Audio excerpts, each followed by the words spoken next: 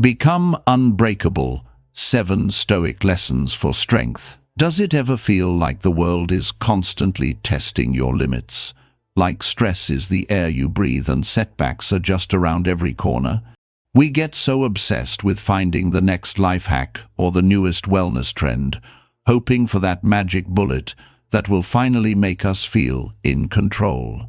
But what if the secret to real strength wasn't new at all?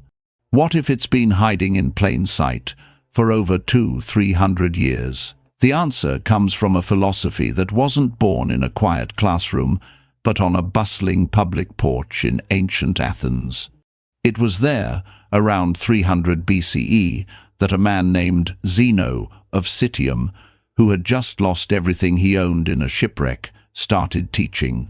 He chose a spot called the Stoa Poikile, the painted porch, a vibrant, open-air space where everyone from merchants to politicians gathered. This was philosophy for real people, forged in the messiness of real life. And from that simple porch, Stoicism was born, a practical toolkit for building an inner fortress of peace and resilience.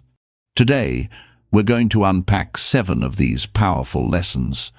Think of them not as old, dusty theories, but as a blueprint for strength, a guide to becoming truly unbreakable in the face of modern chaos.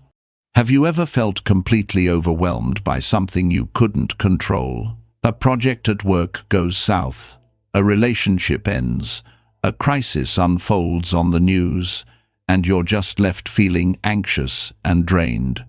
That feeling of being at the mercy of life is one of the biggest sources of our suffering.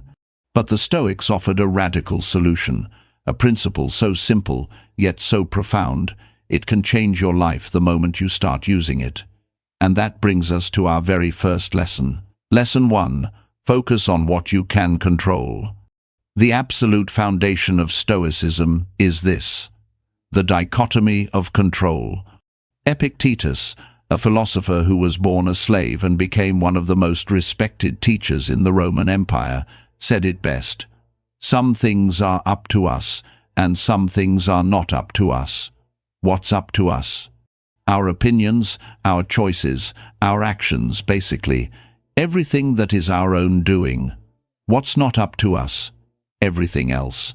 Our bodies, our reputations, what other people decide to do. It sounds almost too simple, right? But think about how much of your daily stress comes from trying to manage things you have zero command over. You can't control the traffic. You can't control your boss's mood. You can't control what anyone else thinks about you.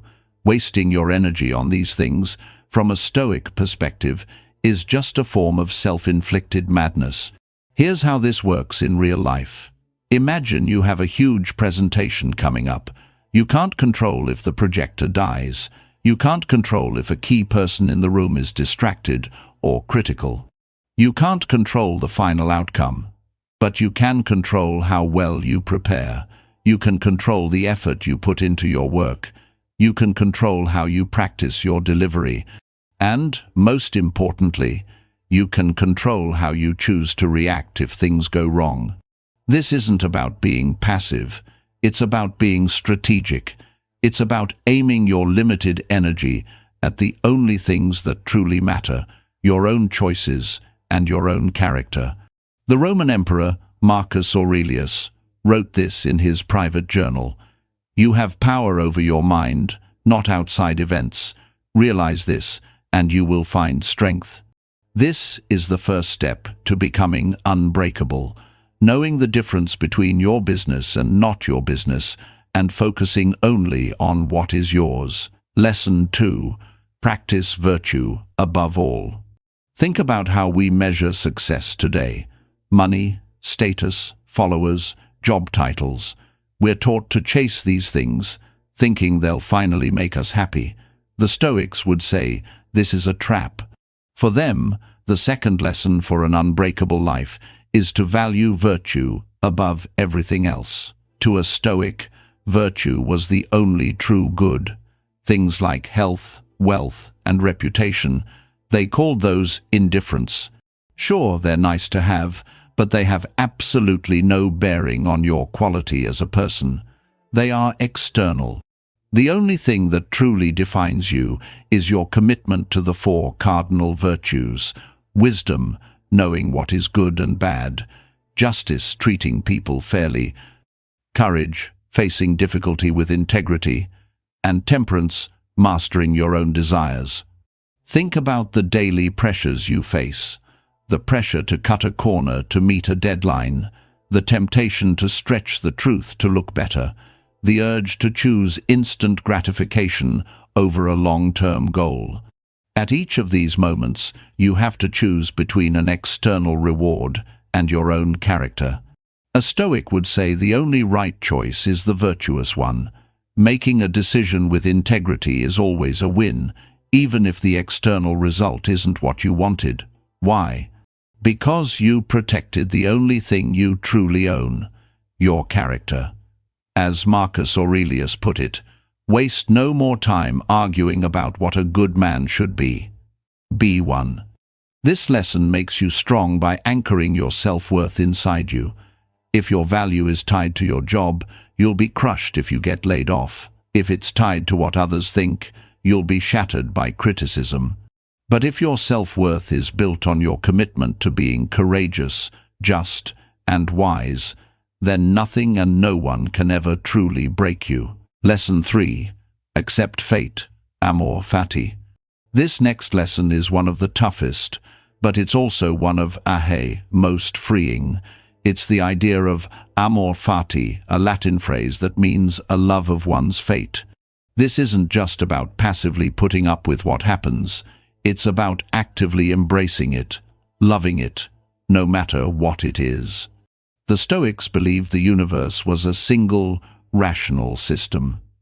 In their view, everything that happens, from a small annoyance to a major tragedy, is a necessary thread in a much larger, perfect fabric. To fight it, complain about it, or wish it were different isn't just pointless. It's like arguing with reality itself. The philosopher Friedrich Nietzsche, who was deeply influenced by the Stoics, said amor fati was his formula for greatness. He wrote, "That one wants nothing to be different, not forward, not backward, not in all eternity, not merely bear what is necessary, but love it." So how do we actually do this when life feels unfair? When you face a setback, you lose a job, a relationship ends, you get injured, the normal reaction is to resist. This shouldn't be happening to me. That resistance is what causes the suffering. Amor fati gives you another path. Instead of fighting it, you embrace it. You say, "Okay, this has happened. It's part of my story now. How can I use this? What can I learn from this?" The obstacle becomes the way forward. The job loss becomes the chance to find a career you truly love. The breakup becomes an opportunity for deep self-discovery. The injury becomes a lesson in patience. This mindset shifts you from a victim of your life to a creator of it. You stop labeling events good or bad and start seeing them simply as fuel. Just like a fire consumes everything you throw into it and burns even brighter, a person who practices amor fati can turn any setback into strength.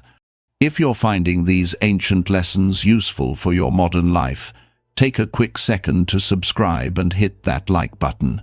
It really helps the channel bring this wisdom to more people. We're only halfway through, and the next lessons are designed to build on this foundation and make your inner peace unshakable. Lesson 4. Prepare for adversity. Premeditatio malorum. Our fourth lesson might sound a little strange, especially in our culture of non-stop positive thinking. It's called premeditatio malorum, or the premeditation of evils.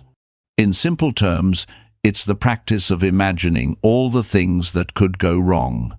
Seneca, one of the great Roman Stoics, advised starting each day by thinking about potential misfortunes. Rehearse them in your mind, he said. Exile, torture, war, shipwreck. This wasn't about creating anxiety. It was the opposite. It was a vaccine against fear. Seneca knew that the unexpected blow of fortune falls heaviest. By mentally preparing for adversity, we strip it of its greatest power, the element of surprise. Think of it like a fire drill. Firefighters don't just sit around hoping a fire never starts. They run drills over and over so that when a real fire breaks out, they're calm, focused, and effective. Premeditatio malorum is your personal fire drill for life. So, how do you do this without becoming a total downer? In the morning, you can just take a moment to think, okay, today I might deal with a rude person. I might get stuck in traffic. I might get some negative feedback. Then, you calmly plan your virtuous response. If someone is rude, I will remain calm and polite. If I'm late, I will apologize sincerely. If I get criticism, I will listen for what I can learn. This practice does two amazing things. First, it gets you ready for life's challenges, so they don't shock you or send you spiraling. You've already been there in your mind. Second, it makes you incredibly grateful for all the times when things don't go wrong. After thinking about losing your health, you feel a deep appreciation for it. After imagining an argument with a loved one, you feel more present and thankful for them. By preparing for the worst, you become not only more resilient, but also a true optimist with a backup plan. Lesson 5. Cultivate inner peace. With all the noise in our lives, notifications, deadlines, social media, the 24/7 news, real inner peace can feel like a distant dream. The fifth Stoic lesson teaches us that tranquility isn't something that just happens when all your problems disappear. It's something you build inside yourself, no matter what's going on outside. The Stoics called this state apatheia, and it's the natural result of practicing the other lessons. When you focus on what you control, prioritize your character, accept fate, and prepare for challenges, a calm mind is the inevitable reward. Marcus Aurelius, a man who dealt with constant war and political backstabbing, famously wrote about retreating into his inner citadel. He said, "Nowhere can man find a quieter or more untroubled retreat than in his own soul. You build this inner fortress through daily reflection." For many Stoics, this meant journaling. At the end of the day, they'd review their actions. What did I do well? Where did I fail to live up to my values? How can I be better tomorrow? This kind of self-reflection is key to building peace. You start to notice the patterns that trigger your frustration and anxiety, and you can consciously choose to respond differently. For us, this could be a daily journal, a few minutes of meditation, or even just a quiet walk without your phone to reconnect with your own thoughts. It's about creating intentional space for quiet. This isn't about becoming an emotionless robot. It's about becoming emotionally resilient. It's the ability to feel an emotion, anger, sadness, fear, without letting it control you. You can see the feeling, acknowledge it, and then choose a rational, virtuous response. That is the mark of a truly peaceful and unbreakable mind. Lesson 6. Respond to criticism with rationality. Nobody likes being criticized. Our first instinct is usually to get defensive or feel attacked. The sixth Stoic lesson gives us a powerful way to handle criticism, turning it from a source of pain into a chance to grow. The secret is to respond with reason, not raw emotion.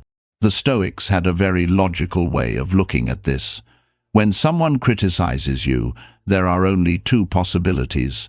First, the criticism is true. If it is, then you have no reason to be upset. That person just did you a huge favor by pointing out a flaw you can now fix. Epictetus said that if someone points out a weakness and they're right, you should thank them for the insight. It's a gift. The second possibility is that the criticism is false. If it's not true, then it's just their mistaken opinion, and their opinion is outside of your control. Why would you let someone else's error disturb your peace of mind? As Marcus Aurelius wrote, "The best revenge is not to be like your enemy." Getting angry about a false claim just means you're letting their ignorance control your emotions. This approach requires a strong sense of self, rooted in your character, like we talked about in Lesson 2. When you know your worth comes from within, another person's opinion just doesn't have the power to hurt you anymore. Think about getting negative feedback at work or seeing a mean comment online. The normal reaction is that flash of anger or shame. The Stoic response is to pause and ask two questions. Is there any truth here?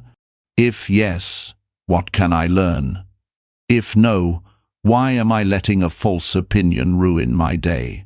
This practice strips criticism of its sting and turns it into simple information. You build a mind that's open to feedback, but immune to insults. Lesson 7. Live in accordance with nature. And this brings us to our final lesson, the one that ties everything together. Live in accordance with nature. This might sound a little abstract, but for the Stoics, it was the ultimate goal of life. And it has two main parts. First, it means living according to human nature. And what is our nature? It's our ability to reason and our natural instinct to work together for the good of the community. So, to live by our nature means using reason to make good choices and acting as a helpful, social being. Every time you choose courage over fear or justice over greed, you are living in line with your best self.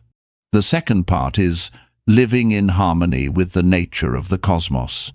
As we touched on with Amor Fati, this means accepting your place in the universe, understanding that you are a small part of a much bigger whole, and embracing what happens as part of that grand, universal order.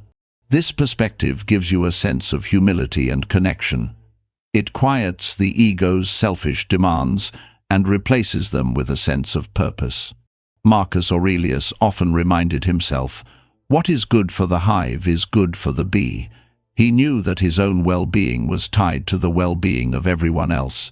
For us today, living in accordance with nature means seeking balance and purpose. It means remembering our duty to our families, our communities, and the world.